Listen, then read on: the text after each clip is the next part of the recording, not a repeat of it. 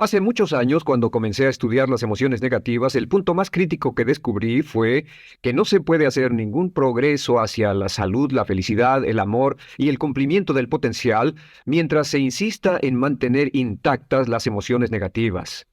Y lo único bueno de las emociones negativas, si es que tienen algo de bueno, es que las emociones negativas no son permanentes. Lo dice hasta Sigmund Freud, no hay un lugar permanente para las emociones negativas en el subconsciente. En otras palabras, son visitantes indeseados. Son hábitos negativos o patrones de respuesta negativos que pueden eliminarse y el punto inicial para eliminarlos es entender de dónde vinieron y entender cuáles fueron los factores causales, volviendo a la niñez temprana, que desencadenó el desarrollo de las emociones negativas y nos han dado como adultos una predisposición a ser negativos de una u otra forma. Esto nos lleva al condicionamiento de la niñez temprana. Recuerden que ya dijimos que el punto inicial de los patrones de hábitos negativos compulsivos e inhibitorios era la crítica destructiva. La crítica destructiva es el gran destructor. La crítica destructiva destruye a las personas en su interior y las deja caminando en círculos por fuera. Muchas personalidades han sido minadas y destruidas, mucha autoestima ha sido puesta de lado como resultado de la crítica destructiva más que cualquier otra cosa que podamos imaginar. La crítica destructiva es el gran asesino. Ahora, ¿por qué es eso tan malo? Sabemos que los niños en sus primeros años y al ir creciendo tienen una necesidad tremenda de amor y aprobación de sus padres. De hecho, muchos psiquiatras y psicólogos han dicho que la razón número uno de la enfermedad mental en los adultos es el retiro de amor o el amor no expresado. Sabemos que cualquier persona con prestigio, una persona que es importante para un niño, tiene un impacto enorme en ese niño y los niños hasta la edad de 6 años tienen muy poca habilidad para discriminar entre una crítica válida y una crítica inválida. Lo que esto significa es que todo lo que diga un padre o un pariente mayor o una persona mayor, cualquier cosa que diga una persona de prestigio o una persona importante para un niño es aceptada como cierta. Es aceptada como una representación válida de la realidad. Si una madre dice eres un niño malo, o si un papá dice eres flojo, si alguien dice no eres dependiente, o si alguien dice que somos estúpidos o tontos o feos, el niño no tiene capacidad alguna para discriminar entre lo válido y lo no válido. Ese niño acepta eso como una verdadera representación de la realidad. Va más allá de la mente consciente, va directamente al subconsciente y ahí se queda. Muchos de nosotros como adultos aún estamos viviendo en base a la información negativa que recibimos cuando éramos niños. Y después como adultos que decimos, pues decimos así es como soy, o siempre he sido así, o algunas personas dirán, pues es de familia, tu padre era así, los hijos son así, tu madre era así, etcétera. ¿De dónde viene? Nada de estas cosas es de familia. Por ejemplo, cuando estaba creciendo, mis padres habían sufrido la depresión y la depresión les produjo un impacto enorme. Y cuando hablábamos de comprar algo, lo recuerdo muy bien, mis padres se ponían muy tensos y decían, no podemos pagarlo, no podemos pagarlo, no podemos pagarlo, no podemos pagarlo. Tenían una mentalidad de carencia, esta mentalidad de no podemos pagarlo toda su vida. Y luego yo crecí y aunque nunca he experimentado la depresión y la mayoría de ustedes, 10, 20, 30, 40 años después, aún estamos diciendo, no puedo pagarlo, no puedo pagarlo, no puedo pagarlo. Aún tomamos como base esas frases críticas, esas frases emocionales que usaban nuestros padres. Tal vez sus padres les decían como mi padre me decía a mí una y otra vez, nunca acabas lo que empiezas, nunca acabas lo que empiezas. Nunca acabas lo que empiezas. Eres un flojo, nunca acabas lo que empiezas. Y cuando fui adulto tuve muchos problemas para acabar lo que empezaba. Al acercarme al final de la tarea, comenzaba a sentirme ansioso y buscaba cualquier excusa por posponerla o retrasarla. El segundo factor que nos predispone a emociones negativas es la falta de amor. Sabemos que las personalidades de los niños se desarrollan al grado en que reciben una alta calidad y una alta cantidad de amor de sus padres. Existe una relación de 1 a 1 entre la cantidad de amor, la calidad de amor y una personalidad sana. Ese amor negado o la privación de amor es la causa clave de la infelicidad, la negatividad y la enfermedad mental en los adultos. Para que un niño se sienta realmente amado, el niño debe tener padres con buenos conceptos y la mayoría de nosotros tuvimos padres que fueron víctimas de sus padres, que a su vez fueron víctimas de sus padres. Un escritor famoso dice que todo el mundo es víctima de una víctima. Todos son víctimas de víctimas. Nuestros padres quisieron criarnos de la mejor forma posible, pero ellos mismos fueron víctimas de víctimas. Y para que un niño se sienta realmente amado, deben existir tres condiciones. La condición número uno es los padres deben amarse a sí mismos. Los padres deben amarse a sí mismos. Recuerden, nunca le podrán dar más amor a otros que el que sienten por sí mismos. Si no se aman a sí mismos, no pueden amar a sus hijos. Si tienen un poco de amor por sí mismos, deben difundirlo en sus hijos. Si tienen poco amor por sí mismos y es absorbido por sus esposos, entonces, a veces, aunque deseen amar a sus hijos, no tienen amor que darles. Sus padres querían amarlos y en muchos casos no tenían amor para darles, y eso es porque nunca lo recibieron cuando crecieron. El segundo requisito es, los padres deben amarse mutuamente. Para que un niño crezca sintiendo confianza en sí mismo, crezca sintiéndose amado, a salvo y seguro, debe crecer en un ambiente donde los padres se amen. No hay nada que le dé más temor a un niño que crecer en un hogar donde los padres peleen entre sí, donde los padres no se amen, donde haya dificultades, porque el niño siempre tiene una tendencia, primero que nada, ser una víctima, pues al niño se le grita y se le vocifera, y entonces cree que la razón por la que mamá y papá pelean es su culpa. Ahora, una investigación interesante, como hay muchas familias de un solo padre, la investigación interesante muestra que cuando uno de los padres se va como resultado de una separación o un divorcio, los niños que quedan invariablemente están convencidos de que la razón por la que el otro padre se fue se debió a algo que él hizo. Y es importante que si un matrimonio o una relación va a terminar y uno se va a ir, que el padre que se quede les diga a los niños una y otra vez que la razón por la que la relación no funcionó no tuvo nada que ver con ellos. Solo tuvo que ver conmigo y con papá, conmigo y con mamá. No tiene nada que ver con el niño. El niño necesita oírlo muchas, muchas veces antes de que se sienta confiado y seguro. Y por supuesto, siempre es mejor que un niño sea criado por un padre que lo ama que por dos padres que no se aman. Una tercera condición que debe cumplirse si no quiere que exista la falta de amor es que los padres deben amar al niño. Los padres deben amar al niño. Bueno, esto parece muy obvio y muy lógico. La verdad es que, y esto es lo más difícil para usted y para mí como adultos, que ni siquiera lo pensamos, que es posible que nuestros padres no nos quisieron. No porque no lo intentaran, querían amarnos y tenían la intención de hacerlo, desde luego, etcétera, etcétera, pero simplemente como tenían conflictos mutuos y problemas sin resolver con sus padres, y sufrieron la guerra y la depresión, tenían que hacer carrera y otras responsabilidades, nunca lo lograron totalmente. ¿Entienden? Esa fue la dificultad. Lo deseaban, pero nunca lo lograron. La única forma en que puede amarse a un niño es pasando una gran cantidad y calidad de tiempo con el niño. Tiempo en gran cantidad y calidad con el niño.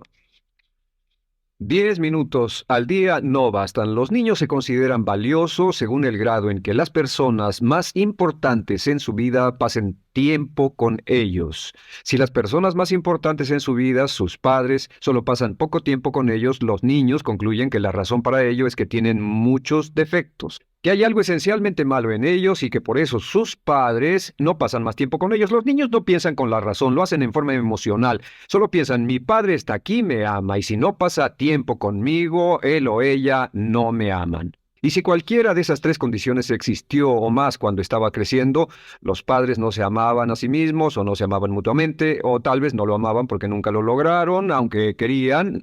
Entonces usted debe haber crecido en conjunción con la crítica destructiva que se llama culpa. ¿Y qué es la culpa? Pues simplemente la culpa es un sentimiento de no valer mucho. ¿De dónde sacamos este sentimiento? Lo obtenemos cuando continuamente gente importante nos critica en nuestra vida y simultáneamente no nos dan el amor que necesitamos. Sentimos que no valemos mucho o que no valemos nada. Y un sentimiento de culpa nos lleva a un sentimiento de falta de mérito, falta de valor y culpa. Y esa culpa, ese sentimiento de falta de mérito, es el mayor problema del siglo XX, la principal fuente de enfermedad mental. Es la fuente principal de los problemas en las relaciones, la fuente principal de enfermedad psicosomática, la fuente principal de la mayoría de los problemas que afectan a nuestra sociedad. Es el profundo sentimiento de culpa y falta de mérito que se expresa o se esconde en los pensamientos o en la actitud: no valgo suficiente, no valgo suficiente. No valgo suficiente. Ya hablamos de la autoestima y de lo importante que es. La autoestima significa me quiero mucho, me quiero mucho, me quiero mucho, me quiero mucho. Las personas que han sido criadas con críticas destructivas durante su vida no solo no se agradan a sí mismas, no sienten que sean lo bastante buenas para nadie, y en muchos casos están llenos de odio por sí mismos. Se odian a sí mismos, se autocondenan o se detestan, y verán que esto sale en sus conversaciones y sale en sus relaciones con otras personas. Las personas que no se quieren a sí mismas, aunque quieran tener buenas relaciones, simplemente no son capaces de ello. Las personas que piensan que no son buenas para nada siempre lo hacen aflorar, siempre será un problema. Ahora, ¿cuál es la razón principal de la culpa? ¿De dónde viene la culpa? La culpa viene de tres fuentes negativas: padres negativos, influencias negativas o religión negativa. Una de las tres. Cualquiera de estas tres usa la culpa. De la culpa se valen y aprovechan, en especial los padres y las organizaciones religiosas, por dos razones. Una es el castigo. La culpa se usa para castigarnos.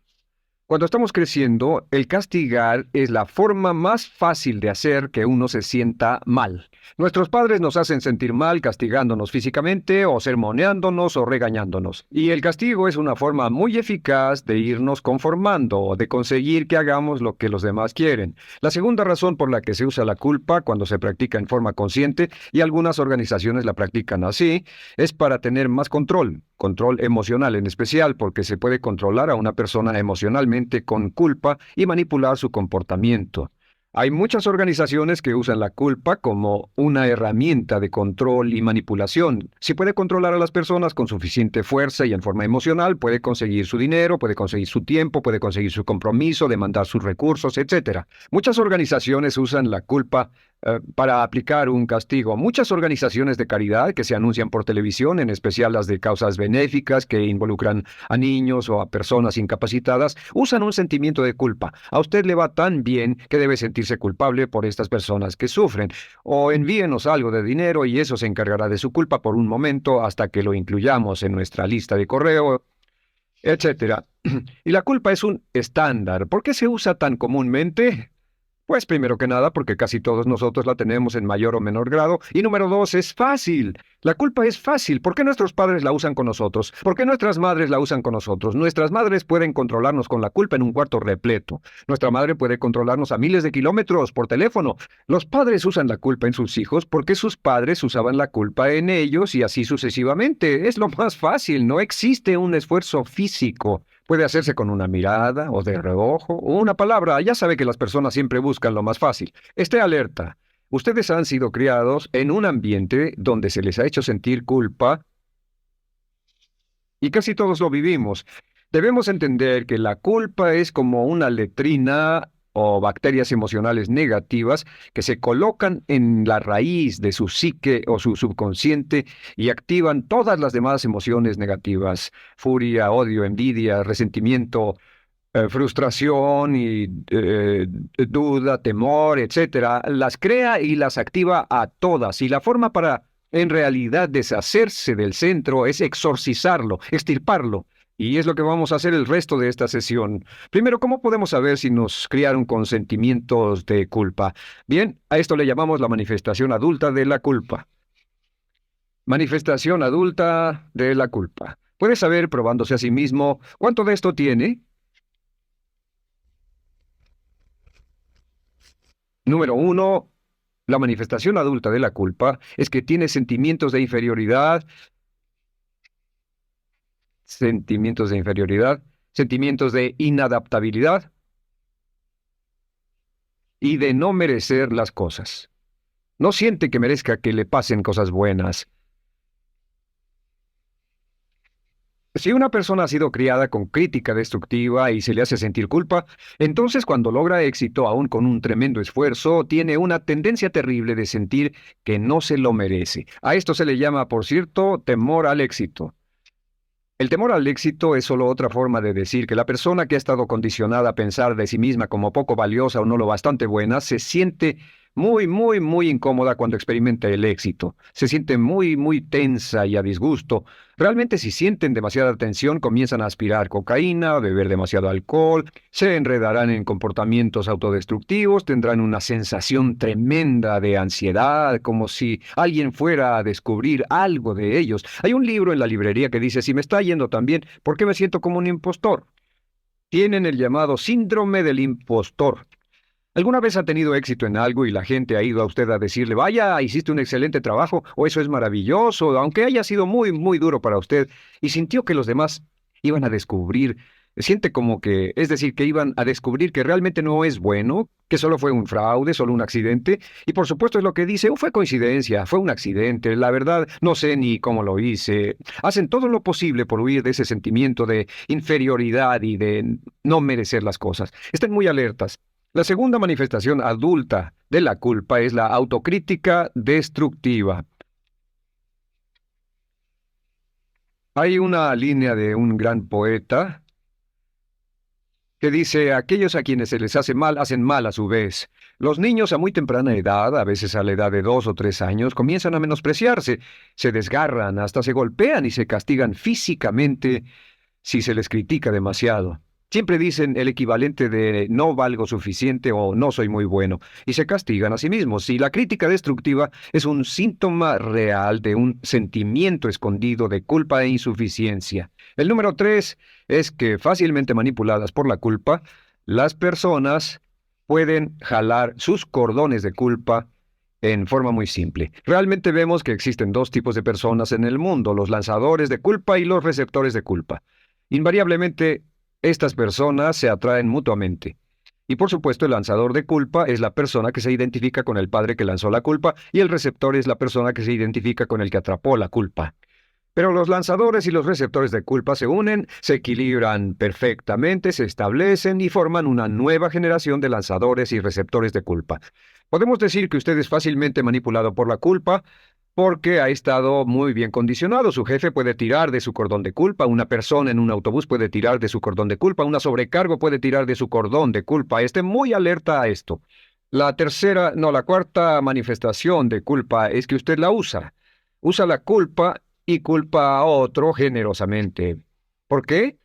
Pues si ha funcionado en usted, la hará funcionar en ellos. Le parecerá que es un intercambio, un trato muy justo. Usa la culpa y la culpabilidad y se convierte en la base de sus relaciones con los demás. Cuando algo sale mal, les echa la culpa a ellos. Algo sale mal, culpa a alguien más. En cuanto hay un problema, busca a quién culpar. Un experimento muy interesante con la cámara escondida hace algunos años fue que hicieron una plancha de hielo y la pusieron en la acera sin que nadie los viera. No hacía mucho frío, pero lo hicieron y observaron cómo reaccionaban las personas cuando pasaban por ahí, cuando caminaban por ahí, llegaban a esa plancha de hielo, se desequilibraban y se resbalaban, y lo primero que hacían era observar a la persona más cercana a ellos, enojados, verdaderamente furiosos, en otras palabras, buscaban a quién culpar. Y si no había nadie cerca de donde habían caído, se levantaban otra vez, miraban a su alrededor, no había nadie, y entonces pateaban el piso, pateaban con fuerza y se iban.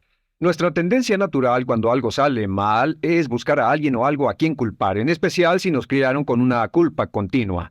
Y la quinta manifestación es lo que llamamos lenguaje víctima. Ahora recuerden que hablamos sobre la ley de concentración. Dice lo que siembras cosecharás. También dice, si usas lenguaje de víctima, mantienes viva la culpa, la refuerzas, la edificas, la cultivas, la utilizas. El lenguaje víctima es lenguaje como no puedo, no puedo. No puedo. Cuando dice no puedo, no puedo, no puedo, envía un mensaje a su mente subconsciente y la mente subconsciente comprende que está inhabilitado, que no tiene control, que es una víctima. Y cuando desea poder hacer algo, su mente subconsciente retroalimenta su mensaje y dice no puedes, no puedes. Y lo segundo que dice es tengo que, y otra vez no tengo control, no estoy a cargo. Pero existe otra expresión del lenguaje víctima que debemos evitar, y es esta, trataré. Trataré, sea lo que sea, trataré. ¿Qué significan las palabras trataré?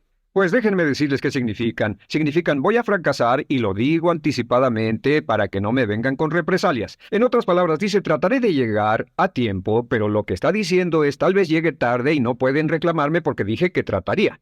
Cuando una persona dice trataré, está disculpando su fracaso por anticipado. Si fuera al doctor y el doctor lo examinara, lo auscultara y le dijera, pues está en pésimas condiciones, tendremos que intervenir, debemos llevarlo al hospital ahora mismo, me sorprende que haya llegado aquí, usted dirá, bueno, doctor, espero que haga un buen trabajo. Y él dice, trataré. Si él dice eso, usted seguramente buscará otro médico. O si va a un abogado, lo culpan de algo y va a un abogado y le presenta su caso y dice, oiga, va a defenderme y él dice, trataré. ¿Qué está diciendo? Está diciendo, escuche, he estudiado el caso y por lo que veo no hay mucha esperanza, pero lo tomaré de todos modos. Trataré son los que tratan de conseguir que les pague por anticipado. Otro juego de palabras que no debe usar. Por cierto, con respecto a trataré, lo que debe decir es lo haré o no lo haré. No trataré. Si alguna vez en nuestro negocio tenemos un negocio muy activo, si llamamos a alguien y le pedimos alguna cosa o algún trabajo y dice trataré de conseguirlo para el viernes o trataré de terminarlo a tiempo, al instante sabemos que lo que quiere decir es que quiere sentirse libre, no comprometerse. Así que nunca dejamos que nadie se vaya con un trataré, debe ser hecho o no, y queremos obtener una seguridad. Si hace falta, nosotros lo hacemos. Cuando dicen trataré, lo que están haciendo es que se están lavando las manos. Esté alerta. La otra palabra es desearía. Dicen que un deseo es una esperanza o una meta sin energía detrás. Desearía. ¿Qué significa un deseo? Desearía significa que que me gustaría tener algo, pero sé que nunca lo podré tener. Cuando dice desearía bajar de peso, ¿qué significa? Las palabras no dichas son, pero sé que no puedo. Porque no por las excusas que tiene y el metabolismo que tiene y los problemas, etcétera. Siempre hay razones por qué debe salir, etcétera. Desearía dejar de fumar, desearía estar en forma. Desearía, desearía, desearía. Cuando usa la palabra desearía, le muestra al subconsciente que esto es algo que no cree que le sea posible lograr o adquirir. Entonces el subconsciente descarta completamente esto como meta y no le da energía, ni motivación, ni impulso, ni deseo de lograrlo. Así que esté muy alerta al lenguaje víctima. Esté alerta a la expresión sí, pero. O lo haría, sí, pero. Alguien le dice, haga esto, y usted dice, sí, pero. La palabra pero, por cierto, es el gran borrador. Si una persona le dice, podría incrementar sus ingresos o incrementar su rendimiento, ser una persona mejor o más feliz o bajar de peso o lo que sea, no importa, y usted dice, sí, pero, lo que está diciendo es que está borrando toda la aseveración que ha dicho antes. Manda un mensaje a su subconsciente que dice, no hay posibilidad y no hace esfuerzo, no otorga energía, no ejerce capacidad alguna hacia el logro de esa meta. Y las personas que han sido criadas con culpa tienen 5 cualidades o 5 manifestaciones de adultos. Una es que se sienten inferiores, se sienten inadecuadas, sienten que no merecen que les pasen cosas buenas. Estén muy alertas a eso. El número 2, se autocompadecen continuamente, usan la autocrítica destructiva. El número 3, usan la culpa y la culpabilidad en ellos y en otros. El número 4, son manipuladas por la culpa y número 5, usan lenguaje víctima. Así que, ¿cómo nos deshacemos de la culpa? ¿No es sorprendente cómo se aclara esto? Este pizarrón, todo se borra. Tengo una varita mágica cuando me voy a sentar al escritorio. Entonces, ¿cómo nos deshacemos de la culpa? Para deshacerse de la culpa, ah, este es el proceso. Tiene algunos pasos importantes. Número 1, el primero de la lista, elimine la autocrítica. Elimine la crítica autodestructiva. En otras palabras, nunca diga nada destructivamente crítico de usted mismo. No lo diga.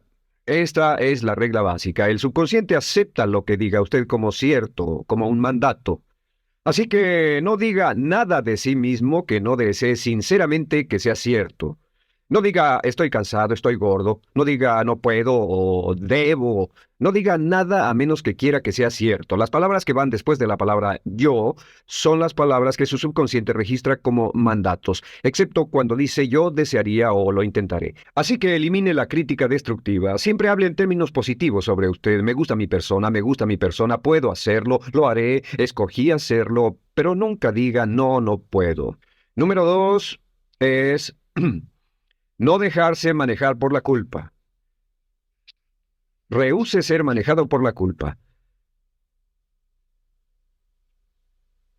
Porque cada vez que le permita a alguien que lo manipule por la culpa, ¿sabe qué pasa? Refuerza y hace más poderoso el efecto de la influencia de la culpa en su vida.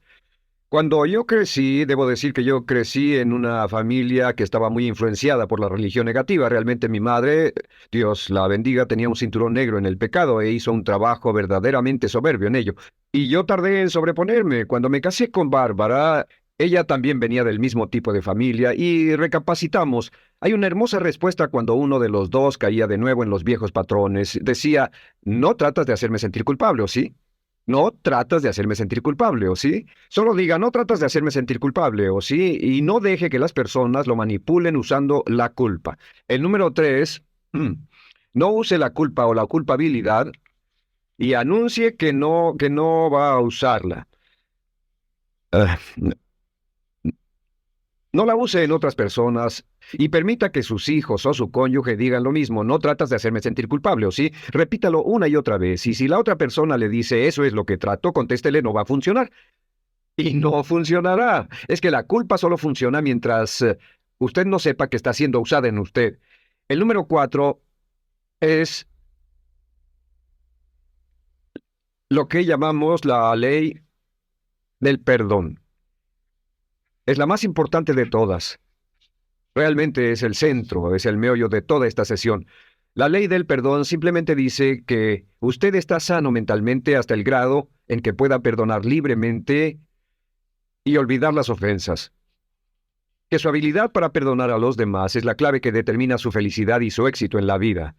Su habilidad para perdonar a los demás es la única forma de eliminar la culpa. Su disponibilidad para perdonar a los demás y olvidar ofensas es el determinante más importante de si usted está o no totalmente integrado y es un adulto que funciona como ser humano.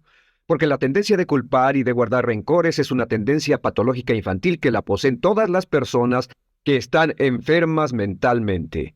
La habilidad para olvidar, para perdonar libremente, es la marca del ser humano realmente iluminado. Ahora, acepte eso como real. Hay cuatro personas a las que debe perdonar. Número uno, perdone a sus padres. Perdone a sus padres por todo lo que le hayan hecho para herirlo. La mayoría de nuestras investigaciones muestran que casi todos nuestros problemas como adultos se remontan a no estar dispuestos o no poder perdonar a nuestros padres por algo que hicieron que nos hirió. Perdónelos un 100%, escríbales, llámeles por teléfono, dígales, o cuando menos perdónelos en su corazón, pero perdone a sus padres. Número dos, perdone a los otros. Perdone a todos los demás. Perdone a todos los que lo hayan herido de algún modo, por cualquier cosa, y déjelo así. Ahora, hay muchos que dicen no puedo perdonar a esa persona por lo terrible que me hizo, pero recuerde esto, el perdón es perfectamente egoísta. El perdón no tiene nada que ver con la otra persona, solo tiene que ver con su paz mental y con su propia integridad mental. Número tres, perdónese a sí mismo. Perdónese por todas las cosas débiles, tontas, insensatas y estúpidas que haya hecho, porque todas las personas han hecho cosas tontas, insensatas, estúpidas y ridículas, pero perdónese en un 100%. Y finalmente, la última parte de esto, si ha hecho algo que hirió a alguna persona, vaya a disculparse. Es sorprendente el hecho de vidas que se arruinan año tras año por personas que no tienen la fortaleza intestinal, las agallas y el valor para decir lo lamento. Una de las cosas más importantes es desarrollar carácter hasta el grado en el cual hacemos las cosas que son muy difíciles para nosotros, hasta el grado en el cual hacemos las cosas que sabemos que están bien, aunque sean difíciles, en especial cuando son difíciles emocionalmente. Y la clave para deshacerse de la culpa, la clave para ser una persona total y completamente positiva, es perdonar a los demás. Perdone a las personas con quienes ha sostenido una relación. Perdone a sus jefes anteriores. Perdone a los amigos que lo han herido. Perdone las inversiones que estuvieron equivocadas. Perdone a los jefes que lo despidieron. Perdone a sus padres. Perdone a todo el mundo. Desarrolle una actitud hacia la vida con la que rehúsa guardarle rencor a los demás. Solo repita una y otra vez: los perdono a él o a ella por todo. Los perdono por todo. Los perdono por todo. Y eso es todo. La clave para librarse de las emociones negativas es rehusarse totalmente a continuar con cualquier situación negativa. No olvide que es un acto muy egoísta y será tan egoísta como usted quiera. El acto del perdón lo libera y libera a la otra persona y le garantiza que se moverá rápidamente hacia el cumplimiento de su potencial. Para tener éxito, una mujer debe ser mejor en su trabajo que un hombre. Golda